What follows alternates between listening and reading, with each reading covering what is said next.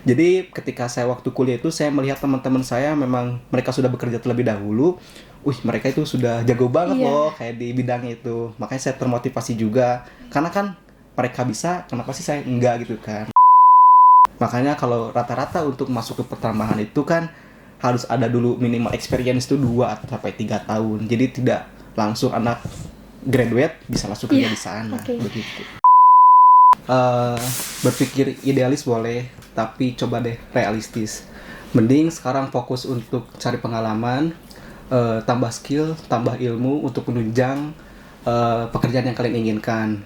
Jangan melulu berpikir soal fee, karena dalam dunia kerja itu tidak melulu soal fee, melainkan lingkungan pekerjaan yang aman, teman yang asik, serta atasan yang bisa memanusiakan manusia. Hai semuanya, kembali lagi di podcast Geotalk bareng aku Sylvia Nur Aprilia, NRP 23 2020 034 dari Program Studi Teknik Geodesi Institut Teknologi Nasional Bandung angkatan tahun 2020. Dan sekarang aku bakalan ngobrol bersama alumni angkatan tahun 2017. Beliau adalah seorang sarjana Teknik Geodesi lulusan Institut Teknologi Nasional Bandung, dan kakak ini memiliki banyak sekali pengalaman serta memiliki motivasi tersendiri, yaitu mengembangkan kemampuan dan melangkah maju di bidang apapun yang digeluti serta dapat memberikan ruang untuk berkembang. Mungkin dengan adanya podcast ini semoga bisa menjadi motivasi juga untuk teman-teman semua. Bisa langsung memperkenalkan diri aja ya Kak, silahkan.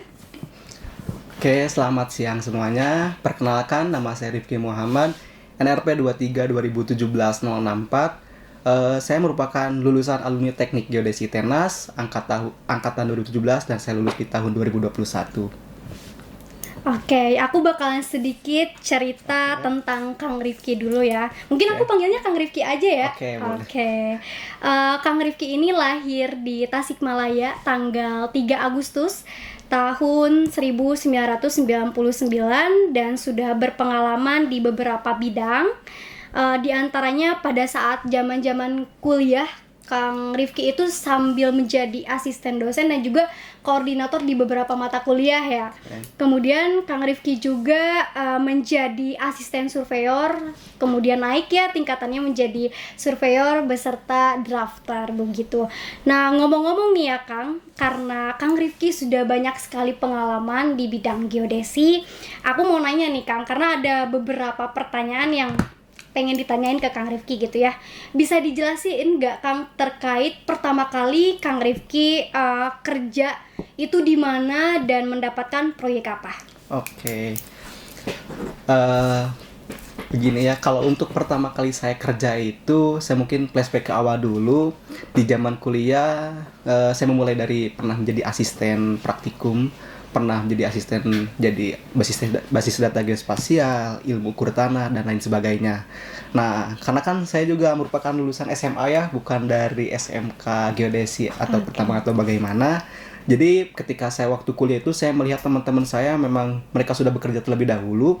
Mereka itu sudah jago banget loh kayak di bidang itu. Makanya saya termotivasi juga. Karena kan mereka bisa, kenapa sih saya enggak gitu kan. Makanya saya pernah ikut kakak tingkat saya pernah jadi asisten surveinya dia. Dan itu pertama kali itu saya ikut di proyek pengukuran lahan, tepatnya itu di daerah Jati Handap. Saya juga ikut sama kakak tingkat. Di sana kan saya diajarin juga bagaimana sih pengaplikasian yang sudah kita dapatkan loh di bangku kuliah itu di lapangan itu kayak gimana sih, kan dunia lapangan itu kayak gimana. Saya masih ingat saya diajarin dengan caranya dia kayak seperti apa kan, mengajarkan ke saya itu. Dan alhamdulillah semakin kesini saya mulai pede juga kan, saya sudah mulai bisa nih untuk bisa ngukur sama ngolah sendiri. Saya pernah jadi survei sama drafter juga di beberapa project. Ada itu yang di daerah Indramayu, daerah Tasikmalaya, dan lain sebagainya lah. Oke, karena berhubung pernah menjadi asisten dosen, aku juga sebagai adik tingkatnya Kang Rifki ya. Aku pernah belajar sama Kang Rifki juga. Waktu itu Kang Rifki pernah menjadi koordinator dari mata kuliah IU3 ya, ilmu ukur tanah. Kemudian berbicara tentang dunia kerja itu memang agak berbeda ya dengan kuliah. Cara kita belajar mengukur di kuliah dan pada saat di dunia kerja tuh ternyata banyak sekali pilihan opsi-opsi ya dalam pengukuran. Oke, mungkin boleh di next aja ya ke pertanyaan selanjutnya. Setelah banyaknya pekerjaan yang pernah dijalani sama Kang Rifki, posisi yang paling sering diduduki itu apa sih, Kang? Oke, kalau untuk sampai sekarang ini yang sering saya duduki itu untuk jabatan itu ya surveyor. Kenapa ya? Karena untuk menjadi geodet atau yang di atas surveyor itu kan mustahil sih sebenarnya itu, karena dengan kita lulusan sebagai graduate juga ya. Karena kan dengan pengalaman yang masih minim juga, jam terbang yang masih minim juga, ilmu yang kurang juga kan untuk sampai di tahap situ. Nah, saya pertama itu jadi surveyor dulu itu saya pernah menjadi surveyor awal itu di PT Vedesta. Dulu itu milik alumni juga sebenarnya itu. Nah, saya juga ada proyek juga di Indramayu, ada pembebasan lahan juga dulu itu. Sama terakhir mungkin untuk jadi surveyor, terakhir itu saya menjadi surveyor itu ketika saya mulai terakhir waktu kuliah di kampus, waktu zamannya TA ya. Saya sampai ikut kerja juga, mungkin ya itu menegangkan juga sih waktunya. Jadi sampai pagi siang malam saya kerja, malamnya saya skripsi juga, menyusun skripsi juga, paling itu sih. Jadi memang sangat luar biasa ya teman-teman. Kang Rifki itu sambil nyusun TA, beliau juga sambil nyambi kerja gitu ya. Jadi dari pagi sampai siang itu kerja, malamnya nyusun skripsi. Itu ini bisa menjadi motivasi bagi mahasiswa-mahasiswa juga. Jadi jangan patah semangat lah ya. Intinya ketika kita berusaha itu pasti ada hasilnya ya. Oke, sebenarnya cita-cita dari Kang Rifki itu apa sih nih kira-kira? Kalau untuk cita-cita, sebenarnya saya pengen itu ya untuk S1 ya, lulusan S1 geodesi itu ya rata-rata pengen jadi geodet rata-rata. Kalau dia tidak berusaha ya, tidak berwirausaha maksudnya. Cuman ya alhamdulillah juga untuk sampai sekarang ini Allah mengabulkan doa saya ya, dengan pengorbanan yang saya lalui dari zaman kuliah, dari zaman setelah kuliah juga saya dapat di posisi itu. Mungkin untuk jadi geodet itu cuman ya, meskipun saya sekarang menjadi geodet, cuman tetap saya masih merasa kurang sekali, masih banyak sekali ilmu yang harus saya pelajari, dan pengalaman terbang yang saya harus pelajari juga di kakak-kakak senior saya di sana juga. Paling gitu sih. Mungkin jadi geodet ya, bukan jadi surveyor. Karena kalau kita jadi surveyor terlalu nanggung sekali. Karena kan untuk anak SMK juga mereka sudah bisa ditap jadi surveyor. Masa kita S1 masih sama anak SMK, rugi loh. Iya, rugi dong ya, kita. rugi banget sih.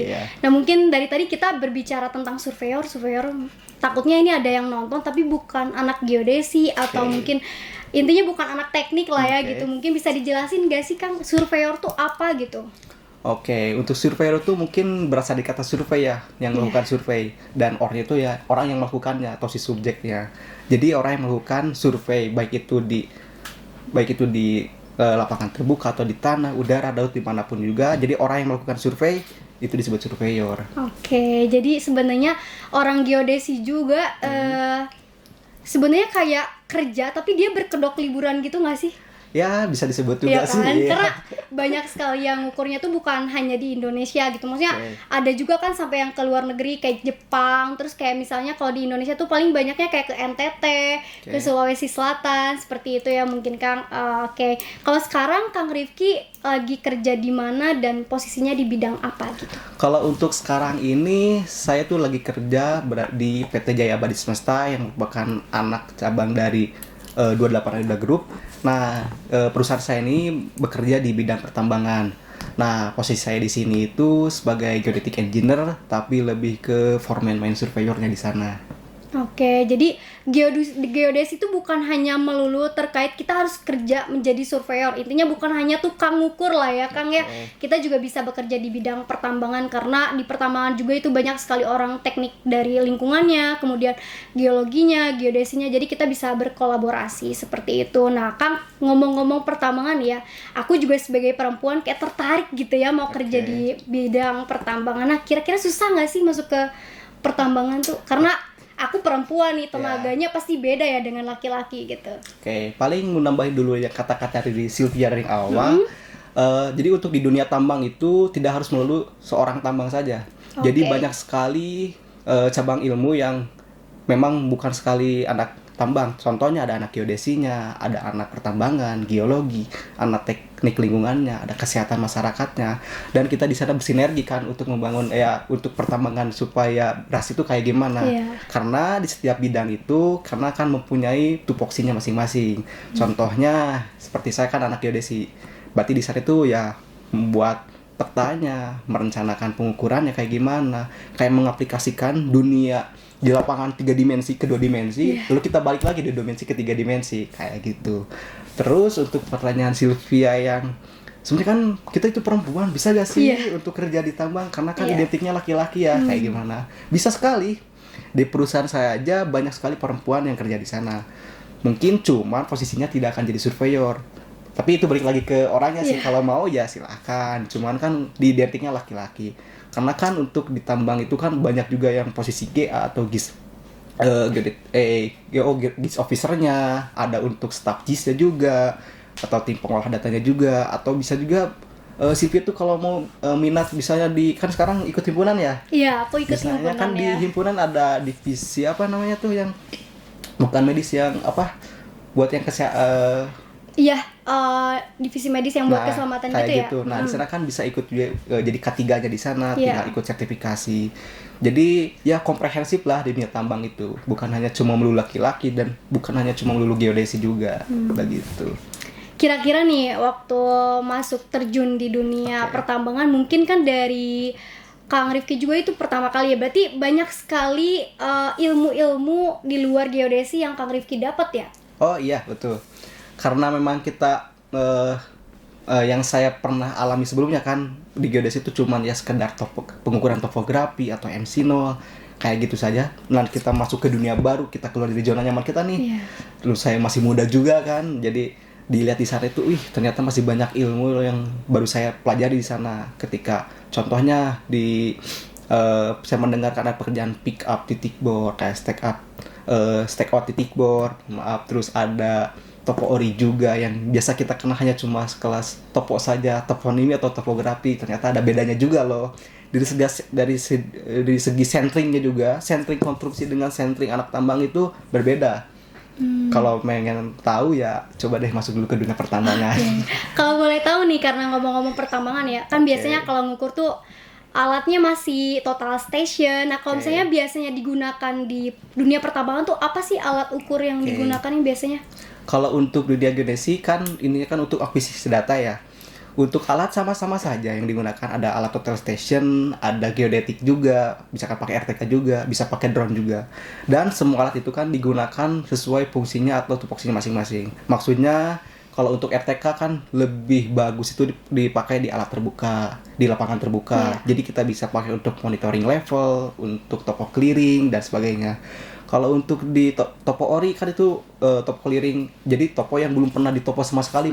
Jadi karena kan masih banyak sekali pohon-pohon di hutan, otomatis ya kita pakainya ya total station. Karena kalau kita pakai RTK kan sinyalnya sangat jelek juga. Bisa juga pakai drone untuk monitoring. Jadi kondisional sekali. Ya mungkin bagi teman-teman nih ya, karena drone itu biasanya orang-orang tuh taunya cuman buat potret foto atau buat video, padahal di dunia geodesi itu drone digunakan untuk melakukan suatu pemetaan gitu ya, atau melakukan pengukuran. Kita bisa monitoring juga lewat drone gitu ya teman-teman.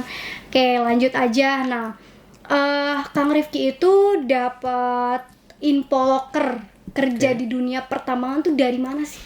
Oke, untuk info loker pertambangan ini itu sebenarnya banyak sekali informasi tentang, bukan hanya tambang saja sih, banyak sekali kan. Sekarang kan ada aplikasi-aplikasi untuk job seeker ya. Ada LinkedIn, ada Indeed, ada Jobstreet juga. Nah, kalau untuk perusahaan yang saya dapat ini, saya dapat di LinkedIn, kalau tidak salah saya itu apply dari bulan Maret. Dan dapat panggilannya itu sekitar bulan Agustus kalau nggak salah. Jadi buat yang para pencari kerja, ketika kalian sudah mengapply misalnya dari bulan Januari, kok udah 1 bulan nggak ada panggilan, Jadi jangan putus asa dulu, mungkin dari si rekruter belum membutuhkan di waktu itu, cuman biasanya datanya suka diarsipkan. Jadi ketika butuh baru ada panggilan. Iya, Jadi, karena memang zaman ini dan zaman dulu tuh beda ya. Kita Iya. bisa lewat aplikasi. Jadi kita nggak harus langsung datang ke perusahaannya, karena kita bisa kirim CV misalnya lewat email segala macam gitu begitu ya, Kang ya. Betul. Oke, seorang geodetic engineer di tambang itu ngapain aja sih kerjanya? Oke, sebenarnya kalau untuk posisi geodetic engineer, karena saya sebenarnya bukan lebih ke foreman man surveyornya, jadi lebih ke memastikan atau mengontrol sih apa yang kita planning itu sesuai di lapangannya. Jadi kayak tanggung jawabnya memang besar sekali. Terlihat memang kayak udah enak santai, Iya. padahal tanggung jawabnya besar sekali loh, karena kita harus memastikan sesuai dengan apa yang kita planning juga. Bisa kita juga kadang buat laporan progres mingguan atau bulanan juga. Terus mengecek juga kalau memang ada surveyor yang memang sakit atau tidak bisa masuk, kita gantikan, kita yang memang terjun ke lapangan juga, kita backup mereka. Paling intinya seperti itu sih. Jadi saling backup lah ya. Ya, betul. Oke. Kemudian Kang Rifki ini saat ini kan bekerja di tambang ya, Kang. Kemudian bisa diceritain nggak sih di tambangnya tuh kayak posisi yang paling Kang Rifki senengi gitu di mana gitu? Oke, kalau untuk di dunia tambang, karena ini baru juga ya buat saya. Sebenarnya dunia tambang sama dunia yang konstruksi itu yang saya Iya. sebut konstruksi, karena saya sebelumnya di konstruksi gitu kan, berbeda sekali. Iya. Karena di dunia tambang ini ada mengenal namanya roster atau sistem kerja. Jadi di roster ini itu sistem kerja itu ada beda-beda tergantung perusahaannya. Ada 62, 82, 10-2, 12-2, bahkan ada yang 6 bulan baru istirahat. Jadi maksudnya itu 6-2 itu 6 minggu kerja, 2 minggu istirahat, 8 minggu kerja, 2 minggu istirahat. Dan kebetulan saya itu kan sekarang lagi istirahat juga, lagi cuti. Insya Allah 2 hari kemudian saya akan berangkat lagi onsite lagi. Oke, jadi memang di dunia pertambangan tuh kerjanya capek banget, keras banget ya, sampai 6 bulan. Ada yang sampai 6 6 bulan bulan kerja, ada, oke, juga, ada yang sampai juga. 6 minggu kerja, 2 minggunya libur. Tapi Iya. sekalinya libur itu lama banget ya, Kang? Iya. Dan enaknya di tambang itu ketika kita libur itu ya dibayarin juga loh sama si perusahaan. Oh, Mau oke. dari segi transportasinya, bulanan juga masih dapat, tidak ada pengurangan apapun. Oke, jadi enak banget ya kalau gitu mah ya. Kita istirahat, duduk manis aja, tetap mengalir ya, Kang? Ngalir, iya. Oke, nah kemudian resiko yang dialami Kang Rifki nih selama kerja menjadi geodetic engineer di tambang tuh apa nih resikonya? Oke, kalau untuk resiko sebagai geodet tersendiri, karena saya sebenarnya baru juga ya, baru ya sekitar 5-6 bulan, lebih ke tanggung jawab sih sebenarnya. Lebih kan kita tuh di sini untuk memastikan apa yang di planning itu sesuai dengan apa yang ada direncanakan di lapangan, realisasinya. Nah, karena kan kita juga berhubungan sama divisi-divisi yang lainnya juga, jangan sampai kita tuh membuat fatal loh gitu kan, karena sangat berakibat di apalagi ke cost nanti kan, sangat inilah gila sekali lah kalau memang kita kurang kurang ilmu atau kurang pengalaman itu ya. Makanya kalau rata-rata untuk masuk ke pertambangan itu kan harus ada dulu minimal experience itu 2-3 tahun, jadi tidak langsung anak graduate bisa langsung kerja di sana. oke. Begitu. Soalnya aku pernah dapat cerita juga yang fresh graduate itu dia kerja untuk ngebangun suatu hotel gitu ya, Kang. Dimana itu kan emang harus disurvey dulu juga kan sama orang geodesi. Terus si surveyor ininya tuh dia salah menentukan titik koordinatnya gitu loh, Kang, di setiap patok. Jadi sehingga itu kan menyebabkan bahayanya juga, Kang. Iya, Kalau betul. misalnya mau dibangun suatu hotel kan, itu kan makanya kita sebisa mungkin kita cari pengalaman dulu yang banyak, ilmu yang banyak supaya kita ya berpengalaman lah ya, Kang ya. Oke. Terus juga ini, Kang, yang aku mau tanyain, kenapa sih rata-rata banyak sekali perusahaan di situ kayak misalnya menerima lowongan kerja.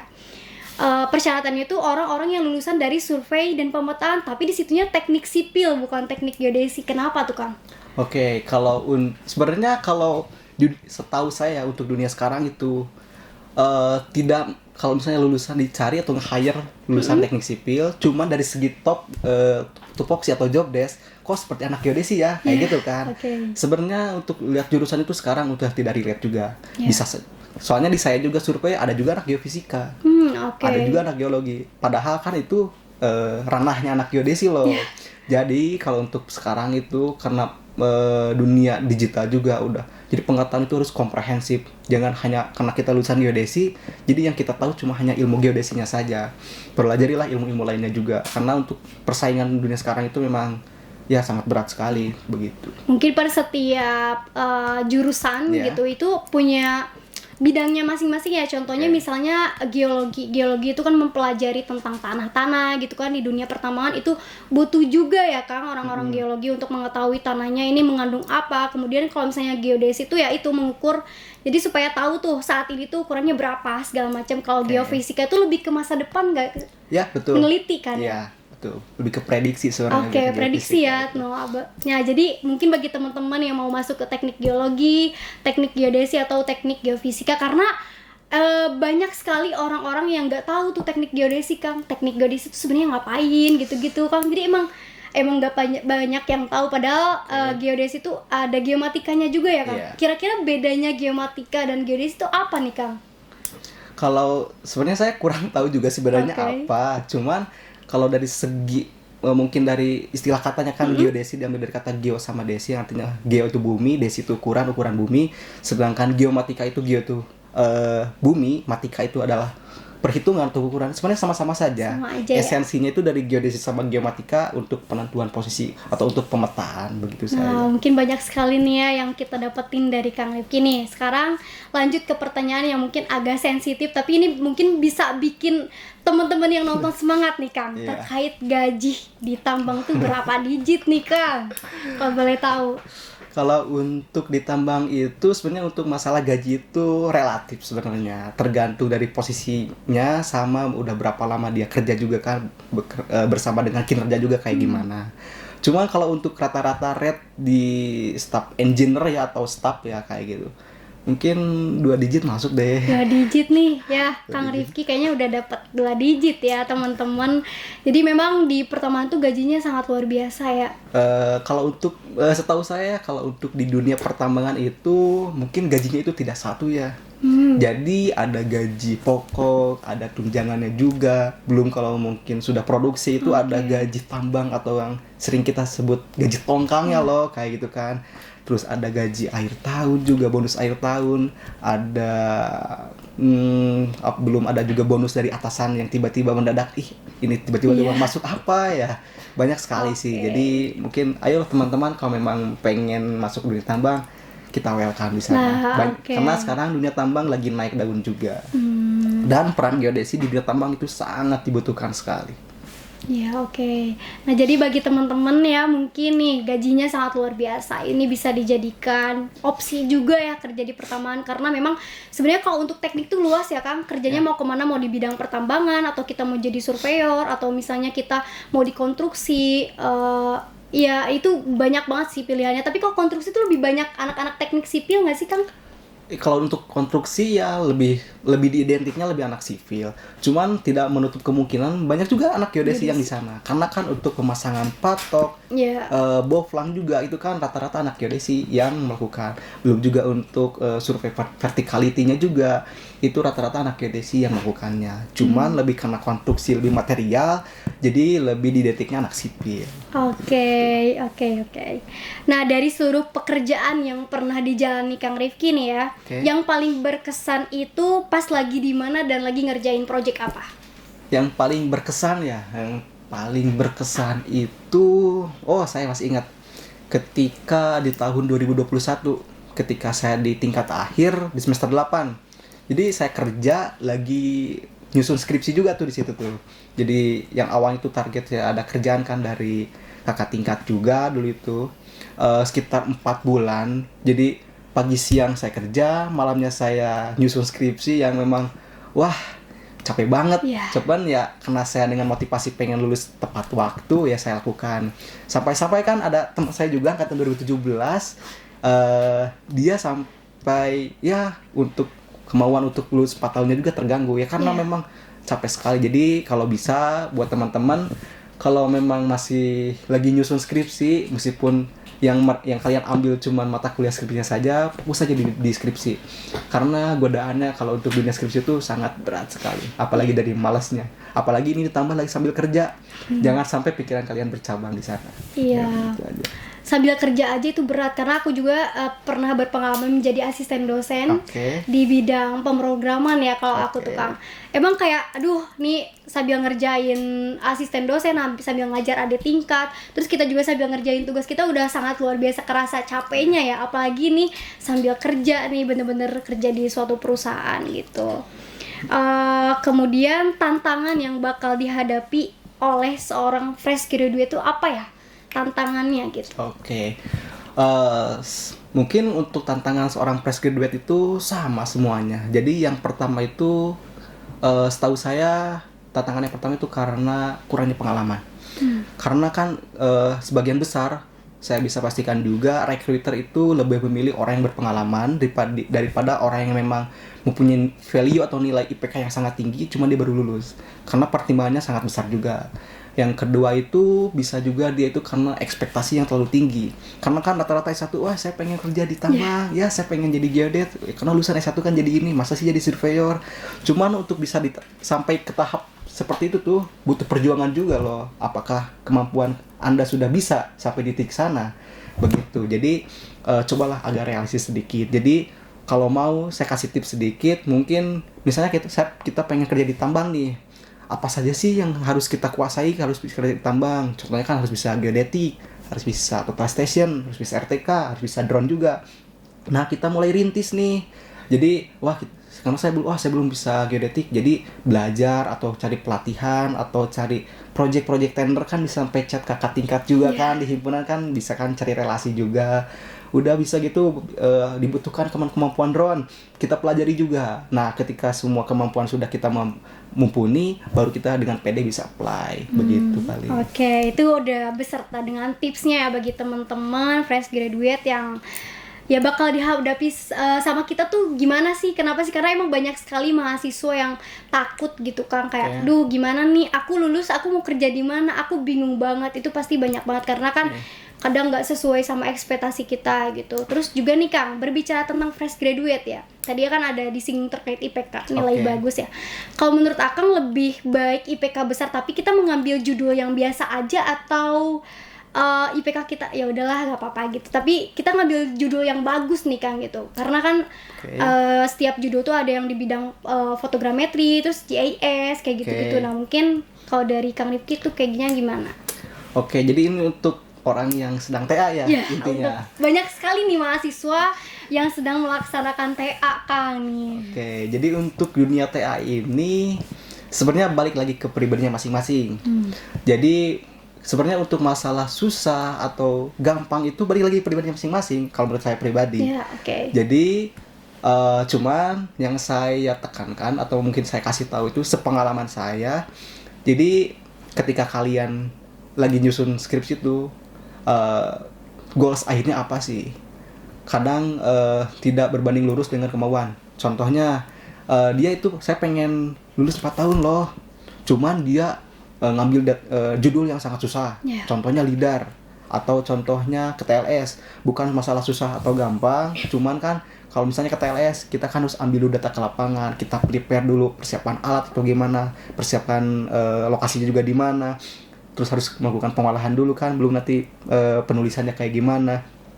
Jadi kalau saya pribadi dulu, karena saya pengen lulus 4 tahun, saya ambil yang memang ya menurut saya pribadi tidak terlalu sulit lah. Karena kan tidak harus mengambil data ke lapangan, saya kan dulu ngambil JIS juga. Jadi cuman saya tuh pengen punya kemampuan di daerah di geodetiknya gimana, di drone-nya kayak gimana. Nah saya pelajarinya di project.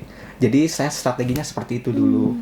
Nah kalau untuk adik-adik tingkat saya yang sekarang ngambil skripsi ya, mungkin ambil apa aja yang kalian senangi, jangan sampai menyesal lah. Karena semua bidang sama aja kok, semuanya juga nggak ada bedanya. Cuman banyak sekali pertimbangan.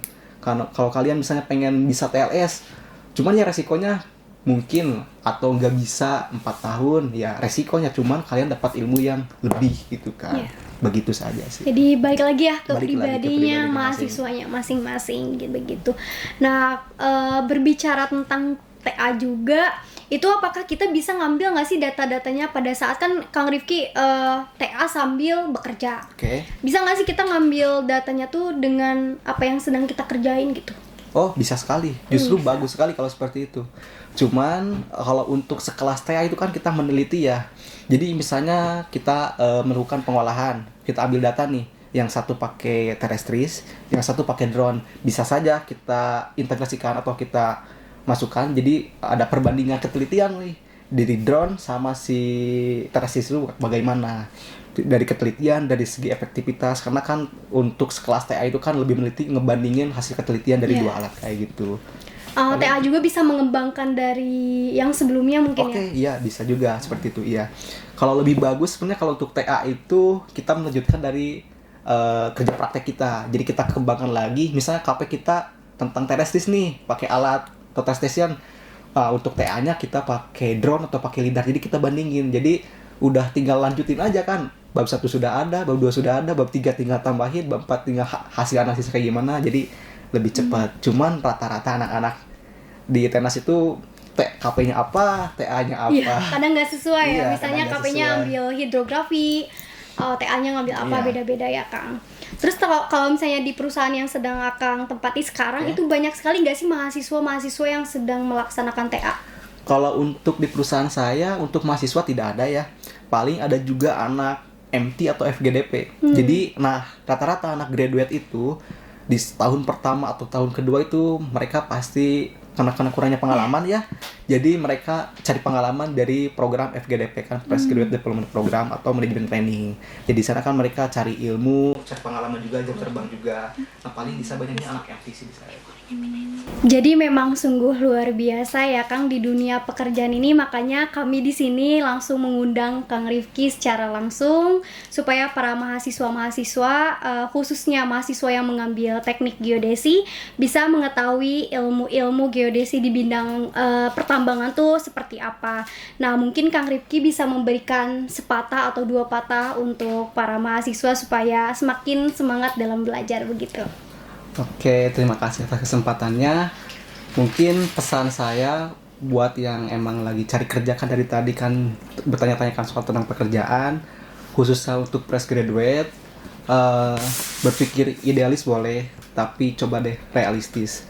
Mending sekarang fokus untuk cari pengalaman, tambah skill, tambah ilmu untuk menunjang pekerjaan yang kalian inginkan. Jangan melulu berpikir soal fee, karena dalam dunia kerja itu tidak melulu soal fee, melainkan lingkungan pekerjaan yang aman, teman yang asik, serta atasan yang bisa memanusiakan manusia. Mungkin itu saja yang bisa saya sampaikan. Baik, terima kasih Kang. Saya ucapkan terima kasih karena dengan adanya podcast ini juga banyak sekali ya yang bakal kita dapetin, ilmu-ilmu yang sangat bermanfaat. Mungkin kita langsung tutup aja ya Kang. Jangan lupa buat teman-teman bisa mendengarkan episode podcast selanjutnya. Saya ucapkan terima kasih.